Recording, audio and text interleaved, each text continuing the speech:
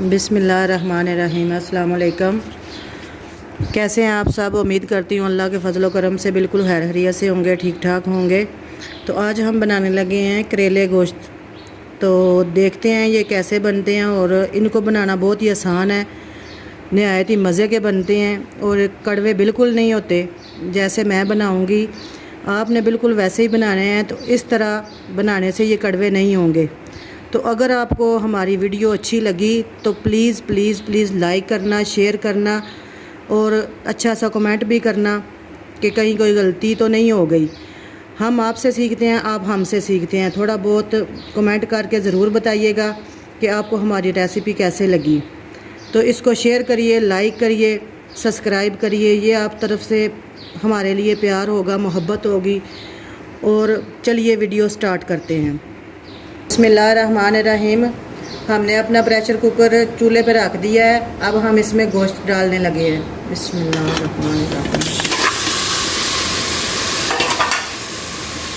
प्याज और लहसुन 1 से 1.5 गिलास पानी शामिल करेंगे। पानी हमने उतना ही रखना है जितने में हमारा गोश्त गल जाए।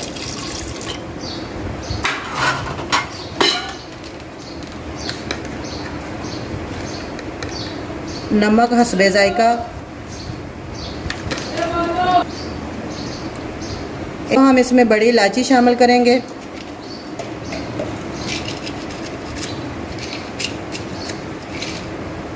थोड़ी सी दालचीनी के पीस, अदरक का पेस्ट। बिस्मिल्लाहिर्रहमानिर्रहीम।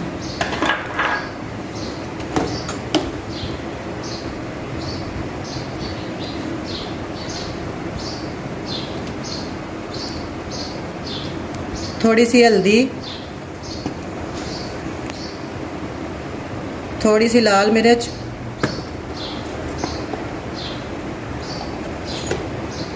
थोड़ा सा गरम मसाला,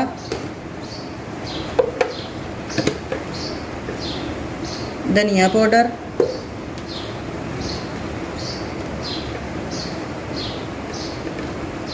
कुटी हुई लाल मिर्च। इन सब को डाल के हम इसको 10 मिनट के लिए वेट पे लगाएंगे। 10 मिनट के बाद गोश्त हमारा अच्छी तरह गल जाएगा। उसके बाद हम इसको भून लेंगे, और जब तक हमारा गोश्त गल जाता है हम दूसरी कढ़ाई में करेले फ्राई कर लेते हैं। बिस्मिल्लाहिर्रहमानिर्रहीम। एक बार इसको अच्छी तरह मिक्स कर लेंगे इन सब चीज़ों को।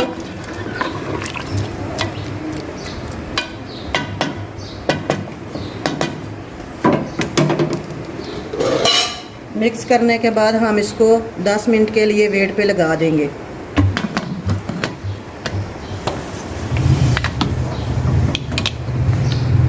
दूसरी साइड पे हम अपने करेले फ्राई कर लेते हैं जब तक हमारा गोश्त गल जाता है तब तक। बिस्मिल्लाहिर्रहमानिर्रहीम। अब हमने कढ़ाई चूल्हे पे रख ली है दूसरी तरफ। अब हम इसमें ऑयल शामिल करेंगे। बिस्मिल्लाहिर्रहमानिर्रहीम।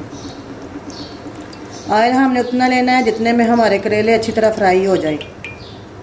थोड़ा ज़्यादा लेंगे, अगर ज़्यादा हुआ तो थोड़ा निकाल लेंगे करेले फ्राई करने के बाद।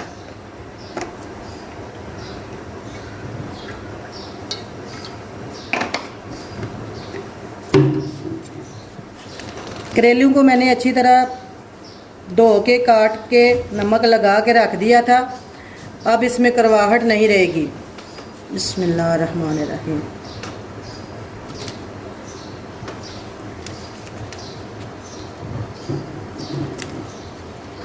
बिस्मिल्लाहिर्रहमानिर्रहीम। करेलों को मैंने हल्दी भी लगाई थी, थोड़ी सी नमक भी लगाया था। हल्दी लगाने से इनकी करवाहट थोड़ी कम हो जाती है, इसलिए। अब हम इनको अच्छी तरह फ्राई कर लेंगे। जब तक हमारे करेले फ्राई हो जाते हैं, गोल्डन ब्राउन नहीं हो जाते, तब तक हम इनको फ्राई करेंगे। बिस्मिल्लाहिर्रहमानिर्रहीम। करेले हमारे अच्छी तरह फ्राई हो रहे हैं। अब हम इसमें थोड़ा सा नमक शामिल करेंगे। नमक हमने गोश्त में भी डाला हुआ है, इसीलिए इस हिसाब से डालेंगे, थोड़ा कम ही रखेंगे, इससे करेले जो है ना अच्छे फ्राई होंगे और क्रिस्पी होंगे।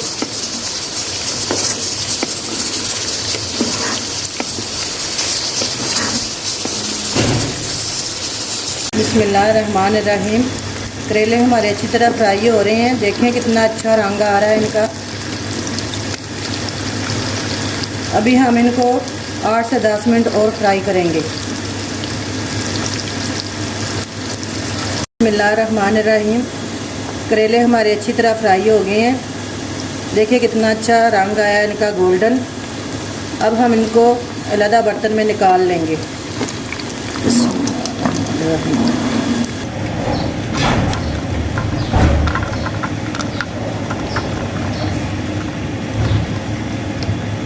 बिस्मिल्लाहिर्रहमानिर्रहीम।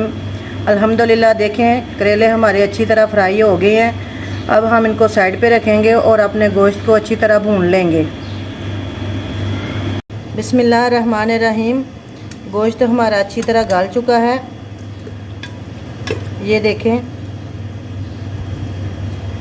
अब हम इसको कढ़ाई में डाल के अच्छी तरह भून लेंगे।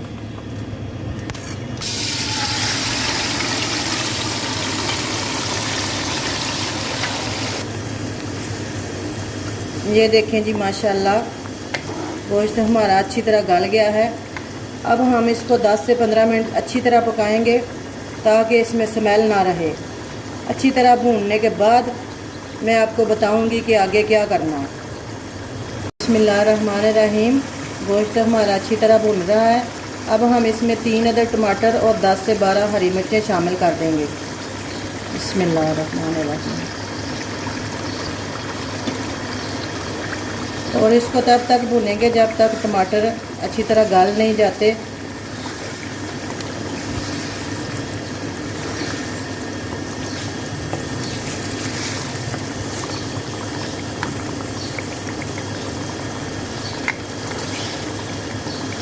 अल्हम्दुलिल्लाह हमारा गोश्त अच्छी तरह भून चुका है।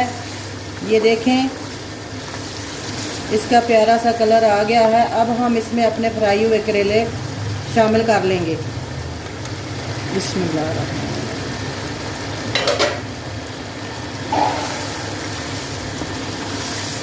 इसको हम अच्छी तरह मिक्स कर लेंगे।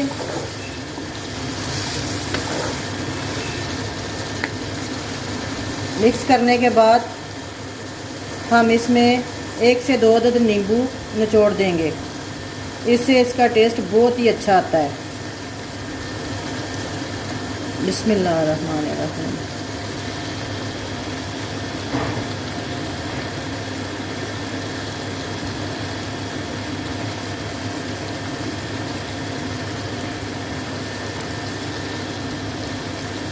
बिस्मिल्लाहिर्रहमानिर्रहीम। इसको हम अच्छी तरह मिक्स कर लेंगे।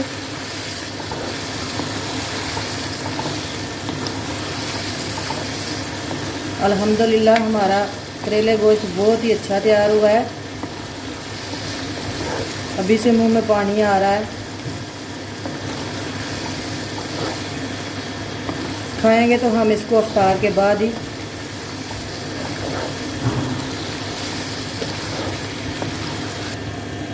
बिस्मिल्लाहिर्रहमानिर्रहीम। अब हम इसमें हरा धनिया शामिल कर लेंगे। काट के मैंने अच्छी तरह धो लिया था।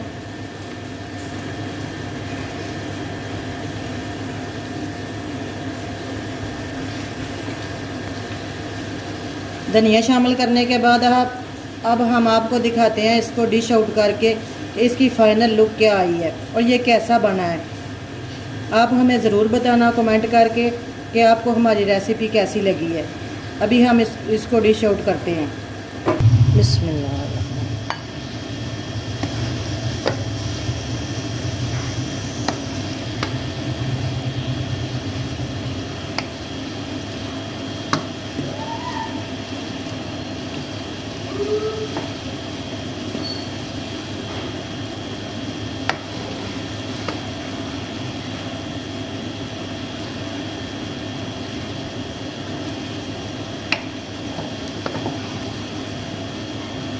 माशाअल्लाह, सुभान अल्लाह, अल्हम्दुलिल्लाह।